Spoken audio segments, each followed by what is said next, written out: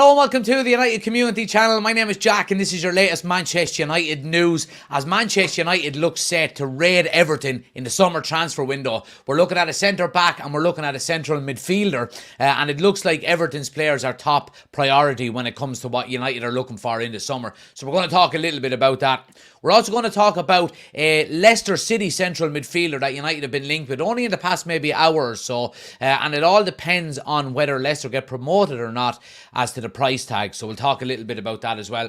And some updates on Mason Greenwood in relation to his future. We know it's probably not going to be at Manchester United. Getafe want to keep him on loan, and it looks like Manchester United have made a decision, so we'll get into that as well. But please smash a like on the video, guys. Hit subscribe if you're new to the channel. And as always, get your comments into the comment section below, and we'll go through them. Anything you'd like to discuss. But I want to start with Everton, guys. And we spoke only yesterday about Manchester United's priority at maybe strengthening the midfield, specifically the CDM role. Casemiro, he's out with injury at the moment. He missed the Liverpool game on the weekend, and he's also out of the international fixtures for Brazil over the coming week or so. And look, we know about Casemiro. We know I like him so much. He's a fantastic footballer, but he's getting on now. You know, he's in the autumn of his career, it has to be said, the wrong side of 30. And we've seen a little bit of a drop in his performance levels this year. Because he played so well last year, maybe that's an issue there as well. And he's picked up some injuries. That can't be ignored. But Manchester United have been linked with a number of CDMs, you would say, and none more so than Amadou Onana of Everton. And we've been linked with this guy for a good few months now at this stage. You know, his name has popped up a number of times. And I mean, he fits the bill. He really, really does. He's big. I think he's 6'5". He's very, very big, but he's quick on his feet. He's agile. He's got a good range of passing. He's good at defending. And yeah, look, he's an option for Manchester United, it has to be said. An awful lot is going to depend on how Everton get on this season. Whether, you know, players are going to leave or not and so on and so forth. But I certainly do think that this guy is an option for Manchester United. The fact that we've been linked with him before means that, you know, maybe Erik ten Hag likes him. We're going to have to wait and see, though, because, you know, we're yet to see a director of football come in, and we know that the structure is changing behind the scenes with Manchester United in terms of how we identify players and who we're looking at and so on and so forth. But according to reports, this is coming out from Jack Talbot from The Times. He said Manchester United will target Everton's Amadou Onana as a potential signing for the midfield this summer amid uncertainty around Casemiro's future. Now, we spoke about Casemiro in depth over the past few weeks, and I said specifically that I would have no problem with Casemiro staying for another season. I think it would be quite good to have him in and around the squad when you're bringing in maybe a young player like Onana, or, you know, there's been talks of, you know, João Neves, who would cost an awful lot more. So I would like to see Casemiro stay for another year. However, excuse me. However, are we ever going to get as much for Casemiro as we will this summer? That remains to be seen. When we're looking at Saudi Arabia potentially coming in and wanting Casemiro as one of the faces of their league, you know, and a massive big name signing. And again, when it comes to the Saudi Arabian league, it doesn't look like they're going away anytime soon. It looks like they're going to go back into that transfer market in the summer and spend big.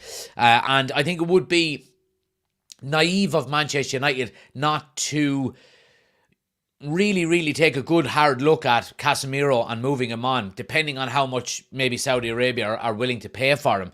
If we're looking anywhere around the 50 million mark, then I would say we have to really consider moving Casemiro on, because at the end of the day, we're looking at this as a business and we're looking at it as financial fair play and staying within regulations. 50 million will go an awful long way to reinvesting that money into the playing squad. And I think we got Casemiro for 60 million 2 seasons ago. So, you know, a net spend of 10 million for Casemiro for 2 years, I don't think it's too bad. Obviously, that's taking his wages out of consideration as well. But when we're looking at the likes of Amadou Onana coming in, like, I do think he would be the cheaper option. Let me just see what his price is currently at, because, you know, obviously we're looking at the likes of, João Neves being mentioned, and João Neves is obviously the number one priority on a number of different clubs throughout the summer transfer window. That's absolutely certain. So I think we need to be clever. You know what I mean? I think, if we're looking at Amadou Onana, like, he is looking maybe anywhere between 50 and 60 million according to reports. So, 50 to 60 million for a CDM rather than 110 million. Obviously, you're going to be looking at that as a big positive. And we've heard Jim Radcliffe speaking before about not going out and overspending on players rather than getting players in that we can develop that have huge potential and stuff. And I think Onana falls into that category. But when we're looking at other Everton players, we mentioned this previously as well, centre-back is a massive priority for Manchester United in this summer transfer window. We've seen countless players being linked with Manchester United in that position, both right centre-back and left centre-back. But none more so than Jared Brantwaite, or Braithwaite. Sorry, I'm not sure which... Brantwaite, sorry. Manchester United are looking to improve their defensive options, and they have identified the Everton defender Jared Brantwaite as their top target. According to a report via Gimme Sports, Manchester United are now ahead of league rivals Chelsea in the race to sign the 21-year-old defender. Chelsea want to improve their back four, especially with Thiago Silva leaving in the summer. But Everton reportedly value him at £80 million. And it would be interesting to see if Manchester United are prepared to pay that kind of money. Are we going to be prepared to pay that kind of money for Jared Brantwaite? I don't know. It would be a huge, huge call for United to go out and pay 80 million for a 21-year-old. Now, again, I go back to what I've said previously. I think massive consideration needs to be given here to whether Everton actually stay up this season or whether they go down. And I think that will play a huge part on whether an 80 million price tag lands on this kid's head. Now, we look at Everton in the table at the moment, and they're currently sitting at 16th. And they're only 4 points ahead of the drop zone. Now, they do have a game in hand, and, the points deduction coming for Nottingham Forest was massive for Everton. It really was. If I was being asked now, I think Everton will probably stay up. I do think they are better than Nottingham Forest, and obviously Luton are. I think Luton is everybody's second team. I think everyone would love to see Luton stay up, but I think Everton will avoid it again. Now, they've got a lot of work to do and they need to put points on the board. But my point being is that if Everton do not stay up this season, then 80 million would be a massive ask for a player dropping down into the Championship. Now, what we do have to take into consideration here as well, with the likes of Brantwaite, is that there is interest from Real Madrid from the player as well. Real Madrid have identified him, they've been scouting him for a few months, and they're potentially going to come in the summer and look at him as a potential reinforcement in terms of their back four as well. So United are not going to have it all their own way if we want to get this guy signed in the summer. He is an English player. He's obviously playing for Everton. It wouldn't be a huge move, to move 20 minutes down the road to Manchester. And I think it would be a good signing for United. He's a left-footed centre-back, and he would give us some much needed, I won't say cover, I would say he would give us much needed competition at that left centre-back area. Now, we do have obviously Lisandro Martinez, and he's everybody's, favourite in that position at the moment. But that doesn't mean we should not be going out and giving competition there. Lisandro Martinez has had some injuries this season, and we can't be relying on one player specifically to play in one role. You need competition. At centre-back specifically, it looks like we're going to be moving some players on this summer. Varane, of course, it looks like he's going to leave when his contract ends at the end of the summer. United do want to tie him down to another deal. However, they want that on reduced terms. He's on a lot of money at the moment, and United don't want to pay that kind of wages given his age. So it does look like he's going to leave for free in the summer. There's obviously talks as well that Harry Maguire is going to be moved on the back of a very positive season for him. And again, we look at it in the context of, will we ever get as much money for Harry Maguire as we would this summer on the back of a very good campaign for him? And I don't think we would. So I think the time is probably right to move on somebody like Harry Maguire. even though I think he would probably do a good job as a squad player at United if we were to bring in some players. So it's going to look, it's looking like we're bringing in two centre backs, and I think two are absolutely needed. Let's see what everyone thinks here in the comments, and we'll go down through them. Neverworld says, there's a headline I never thought I'd be excited by, but a raid of Everton may not be a bad move. And he says, Licha, Brandwaite and Scalvini, they would be dynamite. DJ John says, good morning everyone, I hope you all will have a great Friday and weekend. Right back at you, John. Thanks for joining us. Hope you have a great weekend. Matthew says, we paid the same for Maguire. Surely over the next few years, Brandwaite can only get better. Neverworth says, Jesus, can Real Madrid not go and buy a Bastoni or something? Yeah, well, look, I mean, I think this FFP is under real magnification at the moment, and I think all teams are looking to maybe change their tactics when it comes to going out and paying massive money. We mentioned it last night on the live that something has to give with the price of players. It just does. Going out and spending 100 million on a centre back it's not viable anymore. It really isn't. So, if we're looking at the likes of Brantwaite, I think Everton are looking for 80 million. I think anywhere between 50 and 60 would be good negotiations and a really good deal. Matthew says, and we have the English tax as well. This English tax is something I don't think should be an issue. I think it's more a Man United.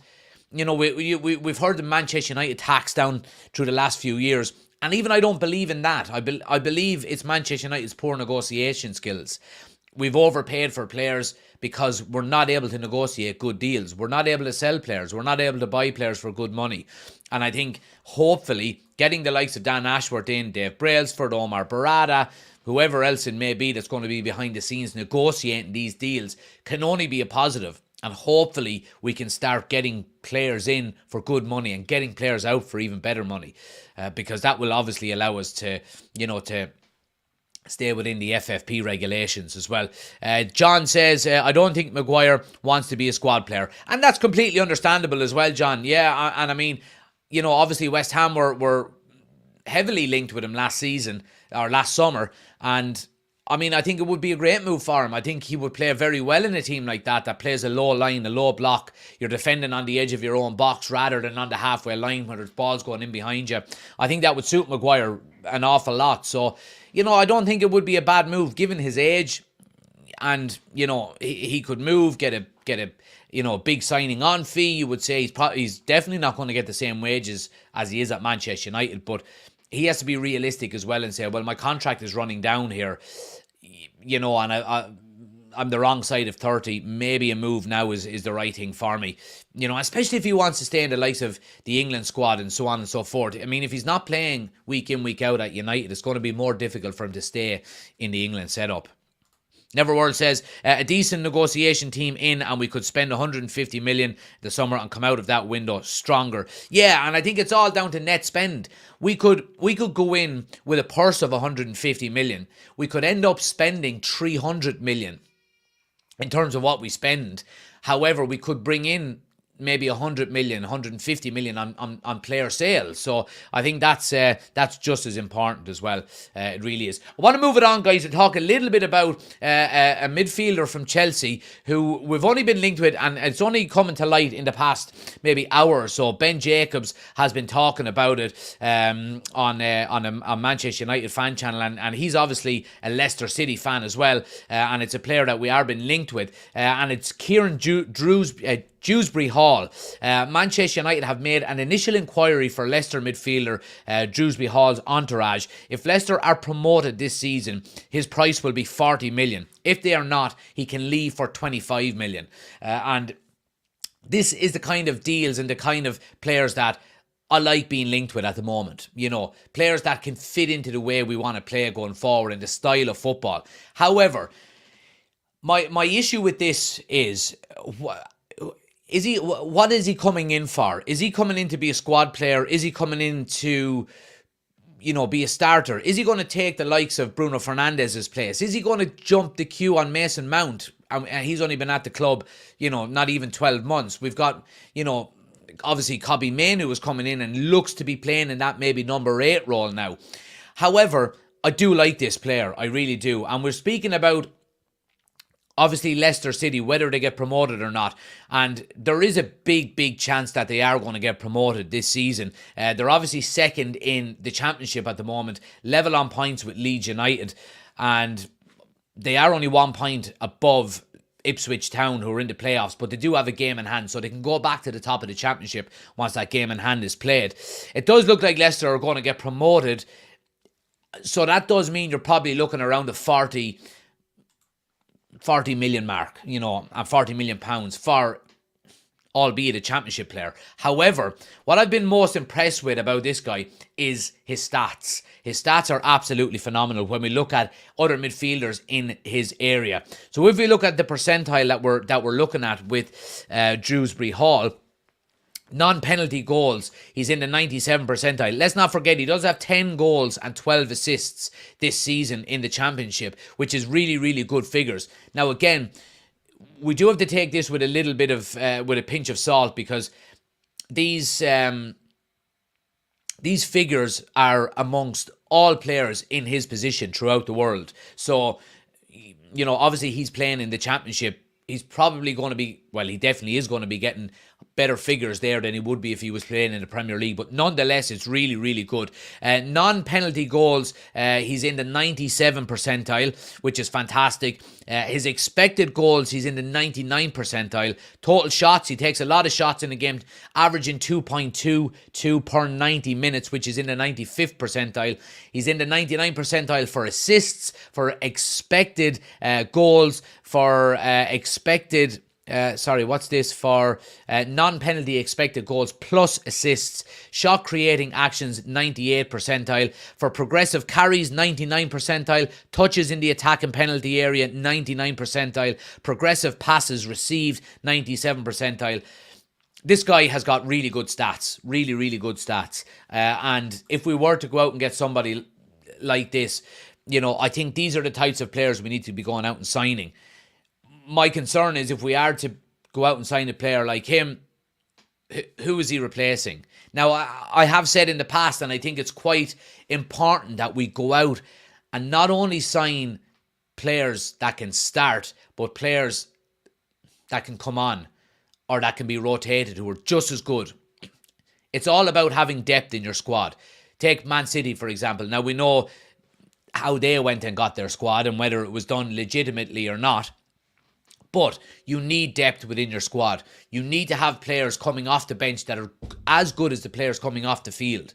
And I think this guy would fit the bill. I really do. I think he could come in there where you could maybe not have to play Bruno Fernandes as much in the number 10. He can play in the number 8 as well.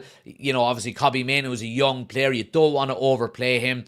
Mason Mount is there as well. So it would be interesting. It really would be interesting if Manchester United went for somebody like Dewsbury Hall. And yeah, I mean, like I said, having depth in your squad is what's most important going forward. And if we can bring in players with the same kind of quality, that we've got, and that can be developed as well. This guy is coming into the prime of his career. He's, what age is he? He's 25... Yeah, 25 years of age. So, 25 years of age, I think, coming into the prime of his career, he's got a high ceiling, which means he could go on and improve an awful lot if he's coached in the right way. I think this is not a bad idea at all. I really don't. Let's see. Neverworld says, I honestly don't see where he fits in the team currently. That's baffled me unless we are looking to move Mount on and sit Mainoo back in the 6. Yeah, well, look, it's completely understandable. Mason Mount is the big debating point here. And now, look, it's early doors, as we said here. Manchester United have made initial inquiries only with Dewsbury Hall, as we can see here. Initial inquiries to the Leicester midfielders entourage. So, it's not set in stone that United are going out, but we're looking to bulk up that midfield. Have we got a plan in place that maybe Kobbie Mainoo sits in the 6, and that's going to be his role from now on, and we want to maybe fill in maybe the number 8 role and have more options there. We do know that Christian Eriksen is going to be leaving pretty much this summer. He's not happy with his game time under Erik ten Hag, and he's probably going to be moved on. So we are going to need reinforcements in that midfield. We're going to need, obviously, like we said, CDMs like the likes of Amadou Onana. So the likes of Drewsbury Hall coming in a different position within that midfield, I think still adds massive depth to that squad. And I like the fact that he can play multiple positions within that midfield. Take Kobbie Mainoo, for example. Kobbie Mainoo can play in pretty much all three. He can play in the 6, the 8 or the 10. You're looking at Mason Mount, he can play in the 8 or the 10. And if we bring in somebody like this guy, he can play in the 8 or the 10 as well. So you're constantly interlinking and interchanging players week in, week out. And I think that is a good option to have and a good maybe headache for Erik ten Hag to have when he is trying to pick the team going forward. John says, my question is, where does Mount fit in? Yep, absolutely. And Party Pooper says, are we still getting rid of McTominay, or has he won people over yet? I think it's time for McTominay to move on. I think if we're looking to reinvest money into the squad, selling Scott McTominay will go a long way. And I think we could get anywhere between 40 to 50 million for him on the back of a really good season that he's had. And that's all pure profit because he's come through the academy. So I think McTominay needs to be moved on this summer. And United need to go on and reinvest that money within the playing squad and bulk up that midfield. I want to finally, guys, before we finish up, talk a little bit about Mason Greenwood. Obviously, he's on loan at Getafe at the moment, and Manchester United deal a blow to Getafe after transfer talks over Mason Greenwood. So basically, Manchester United have told Getafe that they will not be taking Mason Greenwood on loan again next season. Getafe want to keep him for a further 12 months, but Manchester United are... They're keen to move Mason Greenwood on and actually get a transfer fee in for him. If we look at the report here, it says it is unlikely that Getafe will be able to afford to sign Mason Greenwood on a permanent deal at the end of the season due to the costs involved. The Spanish club side are trying to get the forward back on loan next season. Man United are not interested in such a deal. He's in the process of rebuilding his career, so on and so forth.